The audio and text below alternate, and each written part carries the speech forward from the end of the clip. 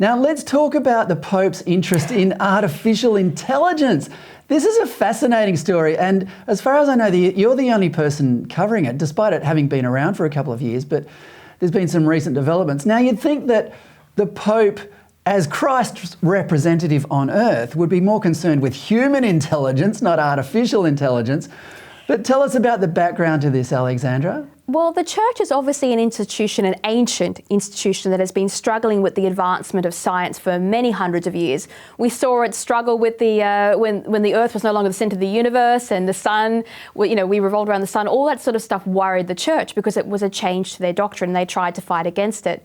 Now, in the age of rising Marxism, the church is trying to find a way to maintain its position in the global conversation, and it's decided to join forces with the World Economic Forum and get itself involved in the ethics of technology, which, there's nothing wrong with saying technology should have ethics. That's a pretty standard way to go forward. Now, the problem comes when you have to ask, whose ethics? Like right now, your mobile phone is not trying to solve an ethical problem. It's a device. It's impartial to politics, which is a great thing. It should always be.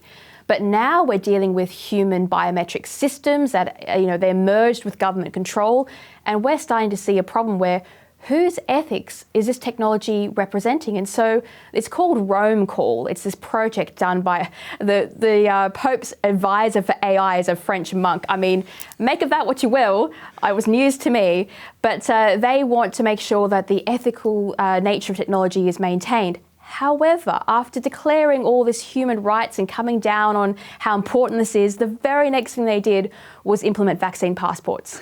And they said it was to protect people's individual rights. So this is how you can say that you're having ethical technology and then completely ignore it. And that's my fear, that they talk a lot about climate ethics with their technology. Well, whose ethics are they going to employ? And will these companies even listen to the church? I think it's doubtful. Well, let's talk about those ethics and those companies. They were major tech companies like IBM and so on, and it seems to be some sort of alliance between the Vatican and these companies.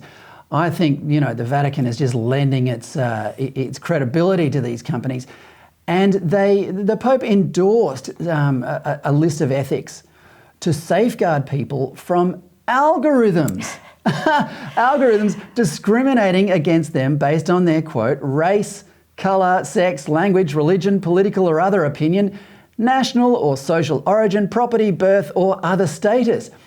Now, shouldn't the Pope be more concerned with morality rather than ethics? I know that's kind of almost splitting hairs, but it's a pretty fundamental difference nonetheless. Interestingly, there is a conversation coming up, although it is not as strong in the tech community as it should be, about what to do when governments instruct tech companies to create software that is a natural violation of human rights. That is, we currently have our government passing things like the digital identity, which represents an extreme shift in the rights and privacy of individuals. Now, should tech companies actually obey a government order to create this technology? Now, we saw the same thing with Google interfering with China, where China had Google making databases and systems that infringed upon the rights of Chinese citizens. And they had a staff basically protest against that behaviour. And that's the only reason they stopped. But where is the West stopping their instructions to create this technology? So it's not bad that the church has an opinion on it. The problem is the church is cuddled up and loving the same World Economic Forum that developed the process and systems in the first place.